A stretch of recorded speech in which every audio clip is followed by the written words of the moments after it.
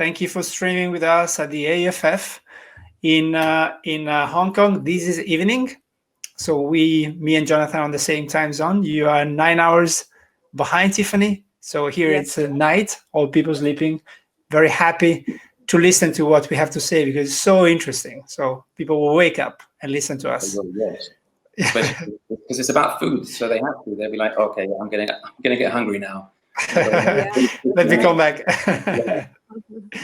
Yeah, so we're gonna get a very interesting topic to talk about. We streamed before with Jonathan and the project, so GudItalia, at the Singapore FinTech Festival, just providing general purpose content in the sense of introducing very broadly with tons of very valuable insights about food and the great expertise that Jonathan has provided to our guests lineup at the time.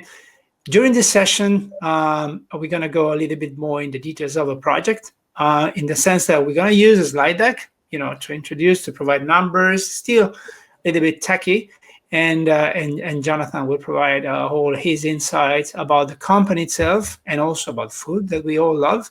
And I will ask some question with the goal to educate and to create awareness about the project and about the food tech in general. It's an area of a tremendous need, especially in light of COVID. We all need to contribute to the redevelopment or the development of a brand new areas where we can really make an impact and make a difference. So very, very happy to be here with you, Jonathan. I would like to start from introducing the project. We might have some slide decks in the back, Tiffany, to show that will have Jonathan to speak about the project, and I will ask some questions. I'm very curious about it. Okay, great. I will start the slides and kick it off with Jonathan. Tell us all about the amazing Italian food. Right, of course. I mean, just as a brief overview, I know you guys know about what we do and what we're trying to achieve and who we are. And my name is Jonathan. I'm the CEO of GudItalia, and we are a food tech company for the lovers of made in Italy. Now, gastronomic universal development, GUD. These are three very important words. I mean, food is, it's an essential commodity as well as a social and cultural heritage. And you can think of any special occasion and food is always going to be involved. But every country has its cuisine that's dictated by its cultural development. And food, gastronomy, it's increasingly recognized as potentially determinant elements for sustainable development, contributing to economic, social, environmental sustainability, while representing factors that increase the attractiveness and competitiveness held in many research fields. So I know we're at a tech festival, so I'm going to go a bit techie here for you guys, but on an agro-food side.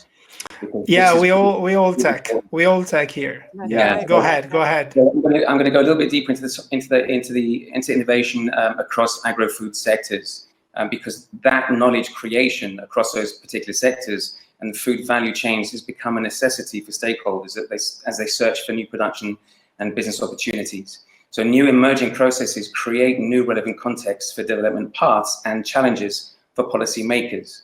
And these policymakers, influenced by modern consumers' lifestyles, socioeconomic mega trends, business needs, and new technologies, they face a number of issues related to the development and implementation of relevant policy measures and instruments. And this is particularly evident, you can see in EU countries and regions that have a very strong interest in agro-food and have identified agro-food as a smart specialization priority. And so, for myself, as an Anglo-Italian coming back to Italy every year as a kid and later as well, I could always clearly see that Italian food had not only kept its traditions, but new generations of producers were already looking to expand their product lines. But these new products were only available to Italians in Italy. And so despite a huge shift, and it can be quite frustrating sometimes. And even though there's been a huge shift in food habits over the years, many of these everyday products which are available to the average Italian shopper, they still remain an expensive luxury item for everyone else. So what we're doing is we're digitizing Italian food producers to meet consumers and offer the best of made in Italy, but using cutting edge technology to guarantee food integrity and quality, machine learning and AI, along with strong algorithms, delivers a very innovative shopping experience for the lovers of Made in Italy, but all over the world. So as our shopping habits really are results of differentiating factors, most of these, the common thread of that is how much time we have and what we want to spend it on and what we want to spend our money on. So some have a list, some plan, some impulse buy to satisfy a particular craving, for example, but we'd all like to have the best products without having to compromise on quality and convenience. And shoppers today in the UK simply won't be able to buy what Italians can buy in their shops without obstacles to overcome first. I mean, what if you could travel to Italy using a digital doorway inside a producer farmhouse? You'd be advised by local experts on what product to select, understand its certification and its authenticity, verify that product integrity through blockchain technology, and have it all delivered straight to your door, all through a platform dedicated to the concept of farm, shop, cook. I can give my personal experience there, and because I've been living outside Italy for many years and been traveling the world continuously from west to east. What I can tell, and that's my personal experience, which is there are plenty of producers that you can only find in Italy. You don't find anywhere else in the world. Yeah. That only by traveling Italy, by doing food testing, and literally you can be busy every single weekend of an entire year for many years in a row to meet and visit all those regions with the thousands of producers into each region, and you discover some amazing food you have never imagined about, because those products, they never reach the mainstream consumers channels.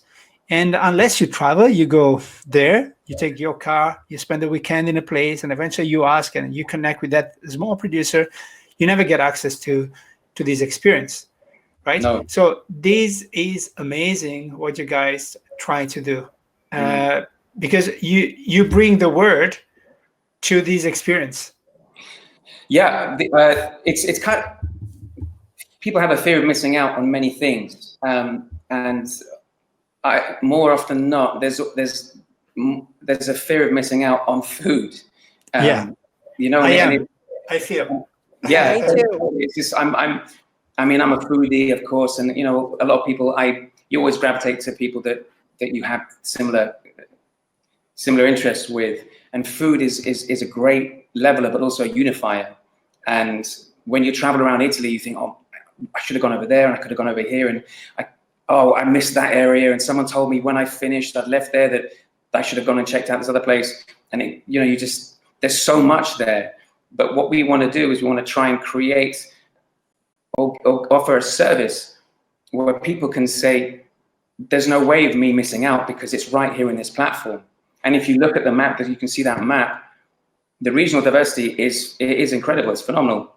And Italy does control the regional authenticity, really, of food and wine, which extends to over about 800 products, by far the most of any other country in the EU, and local products and protected designated areas for production. And that is what is essential and vital in really taking hold of these protected areas and producers, and just making sure that people can find these products and they can ensure their longevity for these regions as well. So, I mean, it's not just about the quality, it's also the taste, the flavors, everything. It all falls into this bracket. And Italian food often falls into specific categories, of course, that you can see on the map. So from north to south of the country, and a protected designation of origin label, or a DOP, for example, guarantees that your favorite cheese, your prosciutto, your olive oils, your fresh fruit and vegetables, for example, Tropea onions that you can see down in the south, San Marzano tomatoes, Radicchio from Treviso up north, and they literally become a brand ambassador for their own cities. And that is something very unique, being also produced, processed, and packaged in a specific geographical zone according to genuine tradition, with each step from production to packaging regulated and certified. So by mapping value chains, we understand systematic exploration and description of the full range of activities that firms engage in to bring a product from its conception to its end use and beyond. And this includes design, production, marketing, distribution, and then support to the final customer. So over time, also you can, I mean, it depends on the regions, but over time, the big producers have increased production through agro-tech and created a mass production effect. And in a way that causes a less qualitative product and encourages food waste as well. So despite this tendency, Italy is still the European pioneer in new small producers that endorse quality over production. And small producers are still surviving, no matter the difficulties, even the last year, to penetrate the market. So for example, I'll just give you an example, Emilio Pepe, which is a wonderful biodynamic wine, and they use a 200-year-old method, and they're bringing it to the current market, in this market.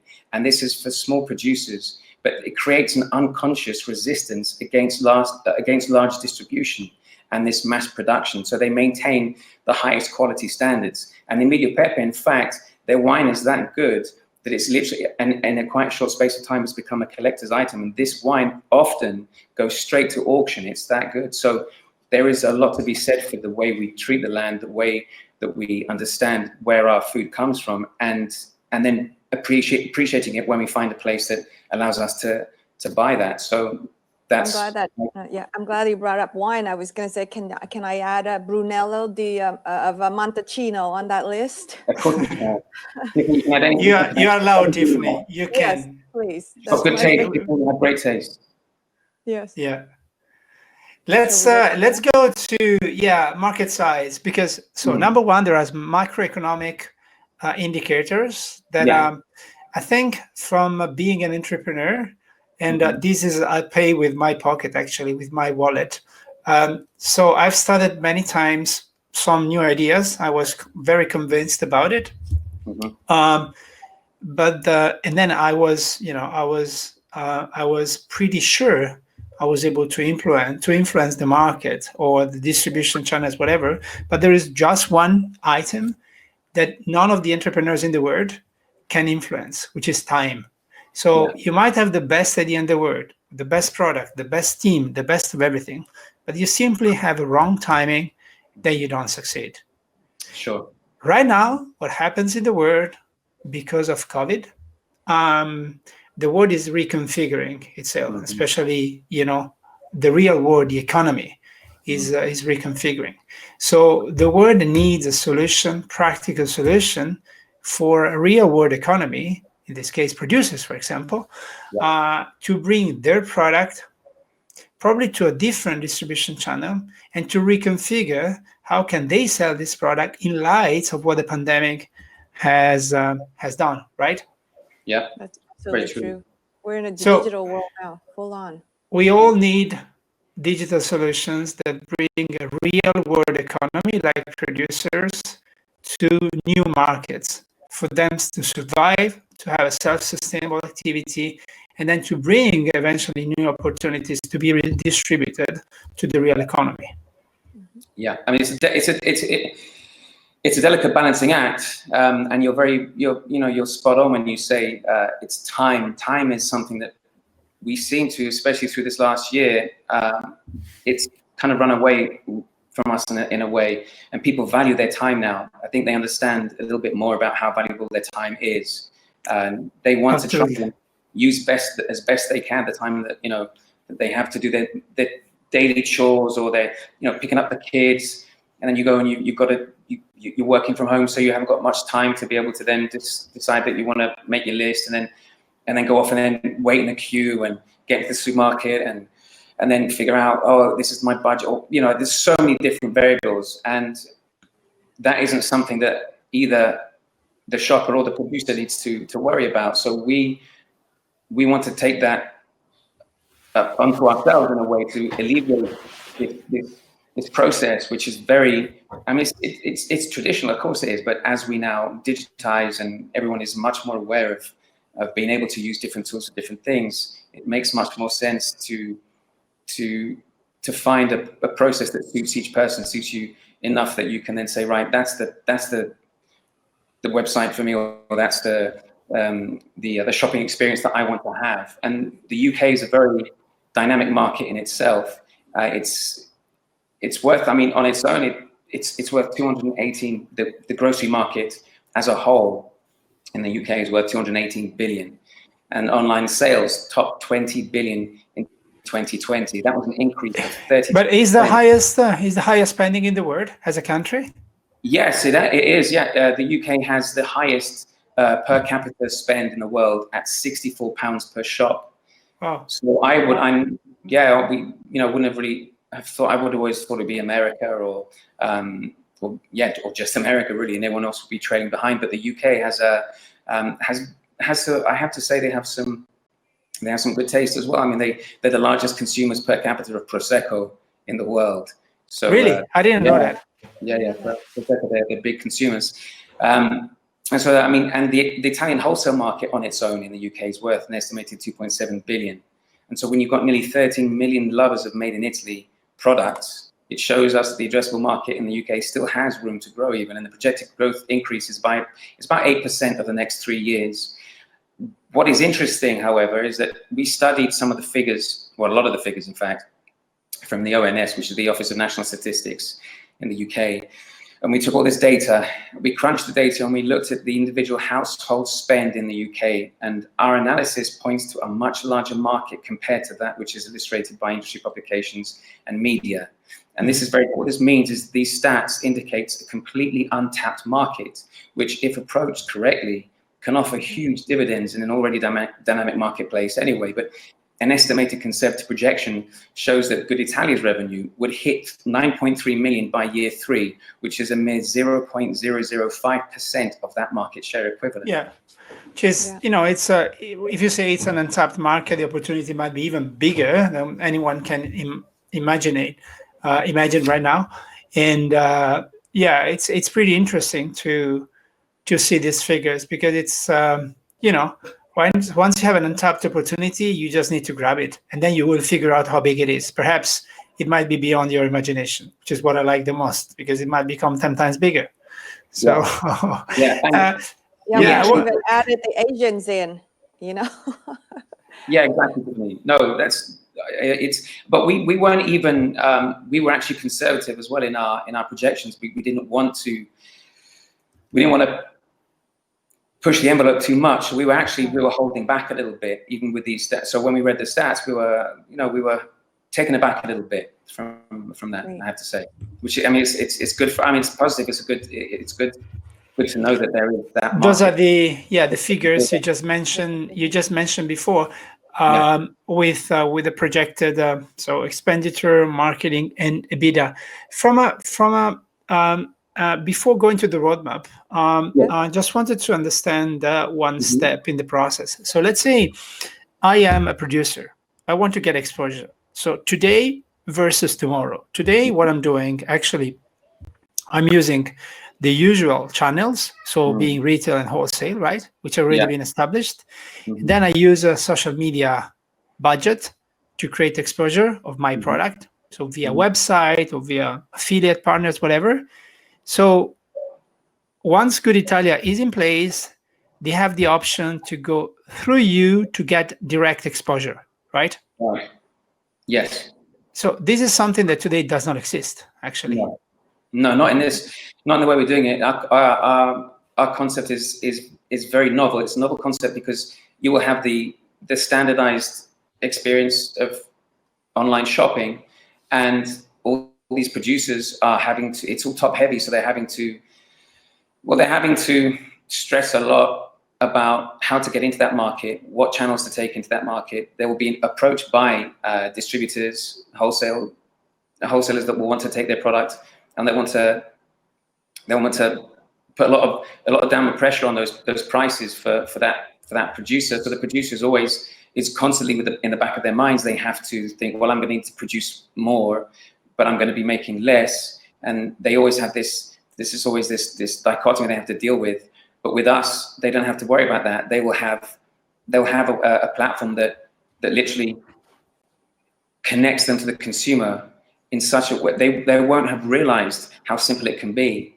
So we will do all that work for them, and they'll be there directly on the phone, on the tablet, on the phone, and in the living room of the consumer, without having to worry about all these barriers that they have to approach and things they have to mark. That, I mean, none of that will exist. So they will be able to just have their, there'll be a digital window into their farmhouse directly.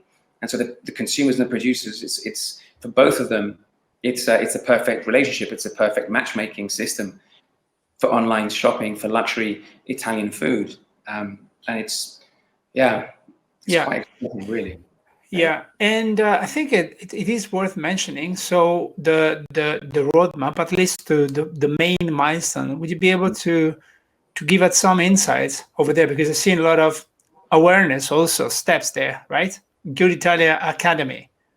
Yes, so we have so through Q3 of 2021, the GudItalia Academy will be launched. So I mean, we have up to now, we have had some fantastic feedback with not only with producers here, but also in the US. So since we are fast growing, we're attracting capital in the right areas and interest from academic institutions. But the last 2 years, we've collaborated with Luis Guido Carli University, and as we analyzed business development market growth, that also led us into discussing or promoting with a number of producers in the US market, in particular California, which continues still to display a very unwavering interest in Italian food and wine despite lockdown restrictions, and that is fantastic for us. But we wanted to take it a step further, and we wanted to, with academic institutions, plan exchange programs where we can, or between the US and Italian food producers. So we're giving students the opportunity to learn about Italian food production techniques and artisanal know-how, and that is something very unique. That's not really, it's not that we know of that's open at this level now for the US to come in here and really understand how these techniques are, and then be able to, and then they can see, because we have these producers that are on board with us. So the producers that are experts in their field, and this takes generations of technique and study, and it's so important that when people think of Italy, they just think of this, you know,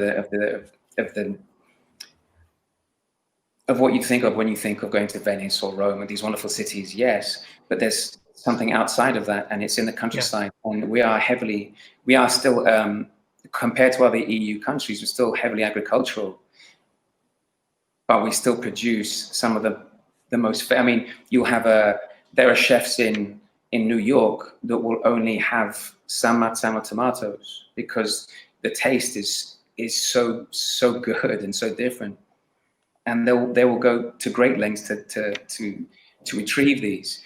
But if you wanted to recreate that anywhere else, you cannot. It's not possible. Yeah. So that's why when we are so specific and regimented, if you like, about the importance of Italian food and how we are ambassadors. GudItalia is an ambassador for Italy and Italian food. It's because we are proud of that food and where it comes from, and we know the time and effort that goes into the land here, into the products that these people make. And it's not often you'll find. I mean, I've traveled all around Europe, and like you, Daniel, I've traveled all around the world. And it's very rare to find so many regions that are so fiercely proud of what they produce, and they don't produce just one or two things. There's thousands of different products that you never believed had existed, and it is a tapestry of even for us. So being Italians, there are plenty of products we never heard of it. I'm not saying we never tasted, we never heard of it. We don't even know where they were before we taste for the first time. So it's such a, I think when someone is asking me what makes this so unique in terms of the Italian food, and I always say in the diversity. So what the Italian cuisine have is that you can eat something different every single day and you never get bored of it. While, for example, I was living in Switzerland before, and I also like the Swiss cuisine, but you always have the same ingredients. You have 5, 6, 10 ingredients, and everything rotate across those very good ingredients, but they are very few. while in Italy you have such a diversity, and that you cannot really, you cannot taste everything, because it's so big and so diverse and so different that is growing continuously. So this is something will never end. No, and even small producers are fairly innovative in their methods, in their processes, and it's such a shame that it's very difficult to find these. And like, going back to what we were saying in the beginning, you can go to the most famous stores in London, and you can go to you can go to the delis, but it's just not the same. It can't be the same, because the taste is you'll find products that are similar perhaps, and if you find the ones that you're looking for, you're going to be paying a huge premium. And that goes back to then the barriers that are there for the producers, that their products aren't getting sold in the quantities that obviously they would like, because the prices that eventually those, when you go through those different channels, by the time they get to the final consumer, they're paying a lot more than they would if they were here buying it from a local store. So that's our one of our main priorities, is to make sure that we ease that transaction essentially. So you're redefining a kind of supply chain to fit into one angle, the market demand, but also to have producer sustainability to preserve the quality of the products. So love it. Another very important factor is that to develop, and we spent a long time with these producers, and we know how important it is for them to stay true to their traditions and their cultural heritage, but also they want to give the best products and to get into different markets. And so to develop those relationships and maintain those relationships for us is something very important as well. And you don't really often, I mean, in the UK, you wouldn't, it's something very unusual to find a retail sector that will have such strong relationships with their producers. They just want to sell. I mean, we have a saying in the UK, you well, but this is so you're using tech as a cultural extension at the end. So so Italians and all this industry, it's very emotionally attached. So it cannot, in my view, exist without this emotional element as a kind of connection to the technology piece, which is always fundamental. But if you miss this, probably you miss one of the fundamental value to build the whole picture and the whole value. So, which is, I see it, being an Italian, I do see it very much. I think, so we have the last few minutes to wrap up a bit. So the first, if I'm looking at the roadmap, so the target launch is Q2 2021, so which is in a few months from now. The company is in the growth stage. Actually, is at the scene running. So we just spend a few minutes explaining your asks, Jonathan. Sorry, could you? Sorry, what was that, Daniele? What did you? So would you be able to spend a few minutes to summarize a little bit your asks in terms of funding requests? Yes, of course. So our capital needs reflects our pre-valuation of 1.5 million. We're offering 20% equity in exchange for 500,000, which is roughly £380,000. So if you look on the slide. Can you put the slide, Tiffany, on the funding? So because it was broken down by pieces. Okay. You can come back to the slide deck before. Right here. Okay. Yeah. So just to focus very briefly on some figures, we've gone over the roadmap, and we have aside from the academy and white label products through 2022, and then growing our supply network. By month 18, we would reach our break-even point, and by month 6 of year 3, we're generating sales in excess of £700,000 per month. And that's finishing the year with sales of 1.2 million a month, with a total year-end revenue of 9.1 million pounds, and that's in year 3. Now, our next milestones within that period would be consolidated growth in the EU market, with our main focus on expansion through 2024 in Asia, USA, and Canada. Now, in terms of what you're looking at here with the slide, our first year, we're going to be focused heavily on marketing to get our brand and awareness into the market. So a lot of our focus is going to be on marketing, and that's through online channels, through Facebook media, Instagram, etc. We'll have quite a heavy pre-launch campaign as well, so to get as much momentum as we can going from the start, and that will help us drive those sales through towards month 12 and then into Q1 and 2 of year 2. The platform as well, we want to continuously develop and update the platform, because the platform that we're gonna want to roll out will effectively, it will give people the opportunity to go straight in and literally be guided through to the different stores and to the different producer farmhouses and warehouses, and it needs to develop as well as we grow as a company. So we will be constantly updating and looking at new ways to innovate that experience. Yeah. So as we go through Q2, through year 2 and year 3, our marketing spend will it will change, but we can't really tell right at this moment how that's going to be. So we want to keep a level head, of course, with everything that we talk about, and we are constantly looking and reviewing our position, because the positions will change. Yeah, it's much more about content and research, actually, to have the right fit to the market, as the market will grow and will adapt to what you're bringing live. Actually, interesting. Yeah, very true, yeah. So I think we said a lot about the project, to introduce, to provide insights, to provide also from which angle the product is developing and is moving forward. I think it's also important to remark, Tiffany, which are the touch points for the project. If here we have people listening that might be interested to become a stakeholder of the project, according to the different opportunities that the project provides, and Jonathan and the founding team. So what are the best channel of interaction, Tiffany, with the project?